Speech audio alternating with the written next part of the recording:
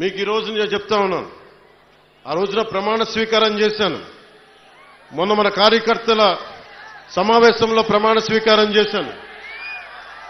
ఎమ్మెల్యేగా నేను ఈరోజు మళ్ళీ మీ ముందు ప్రమాణ స్వీకారం చేస్తున్నాను. పవన్ కళ్యాణ్ అనే నేను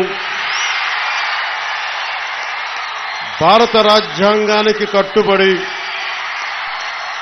నన్ను అఖండ మెజారిటీతోటి గెలిపించిన నా పిఠాపురం పుర ప్రముఖులకు, పెద్దలకు, ప్రజలకు, యువకులకు, ఆడపడుచులకు, తల్లులకు, యువతులకు, ప్రతి ఒక్కరికి, అన్ని వర్గాల వారికి, ఎస్సీ, ఎస్టీ, బీసీ, ఓసీ, అన్ని మతాలు, ఇస్లాం, క్రిస్టియానిటీ, అన్ని కులస్తులందరికీ నేను హామీ ఇస్తున్నాను.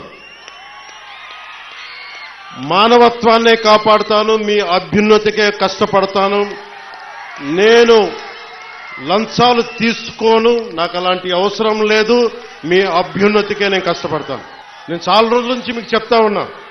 వైసీపీ గత ప్రభుత్వ నాయకులు చెప్పారు, పవన్ కళ్యాణ్ ఆంధ్రాలో ఉండడు, హైదరాబాద్లో ఉంటాడు, పిఠాపురంకి వస్తే పిఠాపురం వాస్తవ్యుడు కాదు, ఇక్కడ ఉండడు. నేను ఈ రోజున పిఠాపురం వాస్తవ్యుడిగా, సంపూర్ణ వాస్తవ్యుడిగా మారాను. ఎలా ఇందాకే ఒక రిజిస్ట్రేషన్ పేపర్ సంతకం పెట్టి ఒక 3 ఎకరాలు కొని ఇప్పుడే సంతకాలు పెట్టి వచ్చాను, రిజిస్ట్రేషన్ చేసి వచ్చాను. ఆ మాట చెప్పడానికి లేట్ అయింది రావడానికి. నాకు ఒక్కటే, నేను మీకు అండగా ఉండే వ్యక్తిని. నేను మీరు చూడండి, మీరు నాకు గుప్పిడంత గుండె బలం ఇస్తే నాకు, నేను హిమాలయ పర్వతాలనంత బలంతో, తేజస్సుతోటి మన కూటమికే అండగా, విజయానికే మేమందరం అండగా పనిచేస్తాం. మీరు ఇచ్చిన స్ఫూర్తి. మీరు యువత ప్రతిసారి నలిగిపోతా ఉన్నారు. మన వెళ్తా అన్నా మాకు ఉద్యోగాలు లేవు, ఐటీ పరిశ్రమలు తీసుకురా అన్నా, మాకు పరిశ్రమలు తీసుకురా. ఇందాకెళ్తే దారి పొడవునా మాకు నీళ్లు రావట్లేదు. పక్కనే కేంద్రం మనకి గ్రాండ్ పథకంతో వచ్చే నీటి పథకాలు ఉన్నా, కానీ పక్కనే 50 అడుగులు కూడా లేని పక్కనే ఉన్న గ్రామానికి నీళ్లు రావట్లా. వీటి వెనక కావాల్సింది అధికార యంత్రాంగాన్ని కొంచెం ప్రేమగా మాట్లాడి, బాధ్యతగా మాట్లాడి, గౌరవంగా మాట్లాడే పనిచేసే నాయకత్వం కావాలి.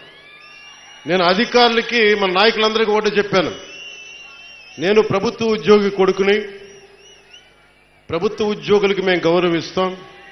నాయకులందరికీ చెప్పాను, మీరు ఎమ్మెల్యేలుగా గెలిచి అధికార యంత్రాంగం మీద జులుం ప్రదర్శిస్తే మటుకు క్రమశిక్షణ చర్యలు ఉంటాయి. అధికారులకి చాలా చాలా గౌరవం ఇవ్వండి.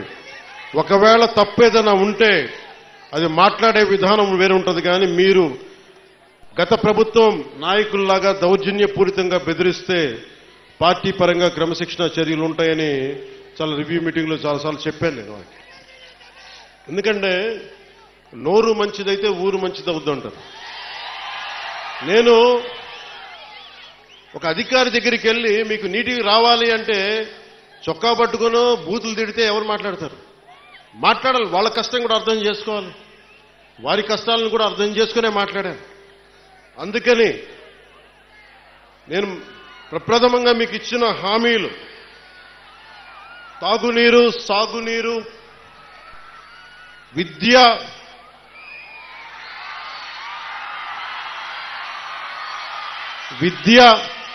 వైద్యం, ఉపాధి అవకాశాలు.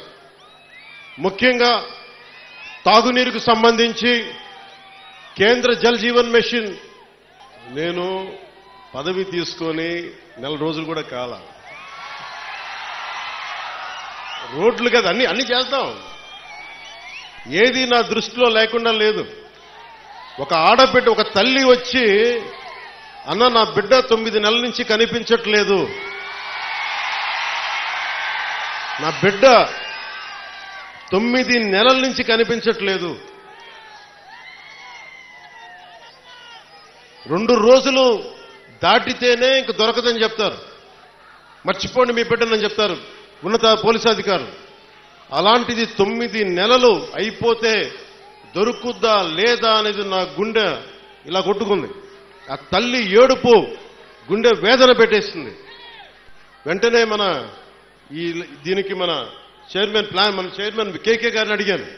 మీరు వెళ్ళి వెంటనే తీసుకెళ్లి విజయవాడ మాచవరం సిఐ గారి దగ్గరికి వెళ్ళి మాట్లాడండి అంటే కమిషనర్ గారితో మాట్లాడాను. 9 నెలలు దొరకని బిడ్డ 9 రోజుల్లో దొరికింది.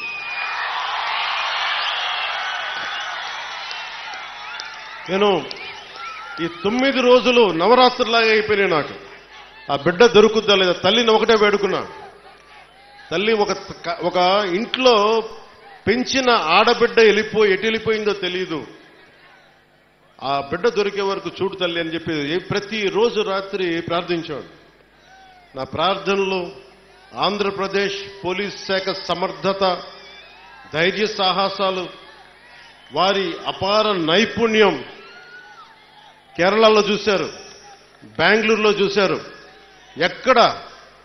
ఎక్కడ భీమవరం, ఎక్కడ విజయవాడ, ఎక్కడ జమ్మూ అండ్ కాశ్మీర్. ఆ బిడ్డ జమ్మూ అండ్ కాశ్మీర్లో దొరికింది. జమ్మూ అండ్ కాశ్మీర్ పోలీసు వెళ్లి తీసుకొచ్చారు. ఇదే 30,000 మంది ఆడబిడ్డలు అదృశ్యం అయిపోతే ఒక్కరు మాట్లాడలే గత ప్రభుత్వం.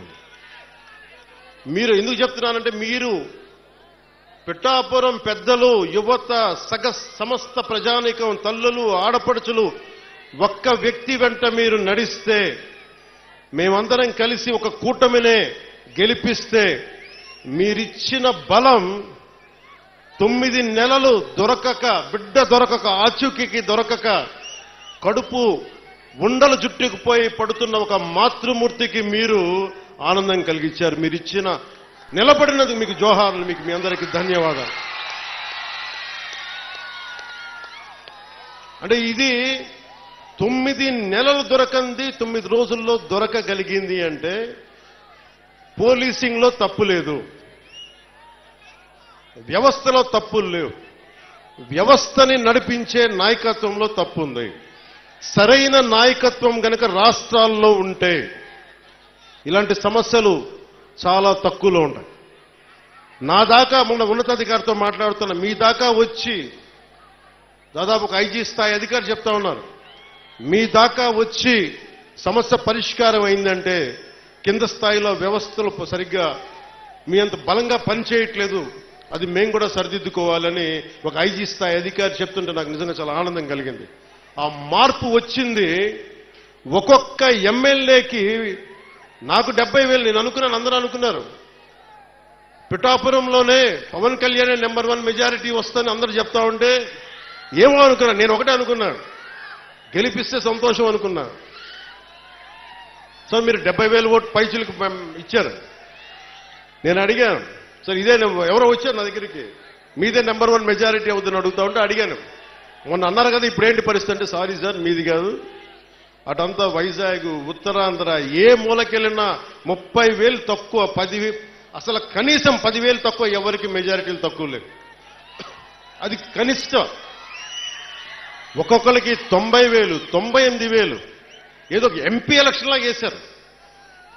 అంటే ఎంత నిలబడ్డారు ఈ రాష్ట్ర ప్రజానికం, రాష్ట్ర యువత ఎంత విసిగిపోయారు గత ప్రభుత్వం మీద.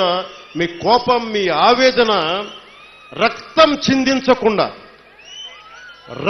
చిందించకుండా ప్రజాస్వామ్య విధానాల ద్వారా ఒక విప్లవాన్ని తీసుకొచ్చారు. ఒక అరాచక ప్రభుత్వాన్ని కింద కూలదోసి మీరు మట్టిలో కలిపేశారు.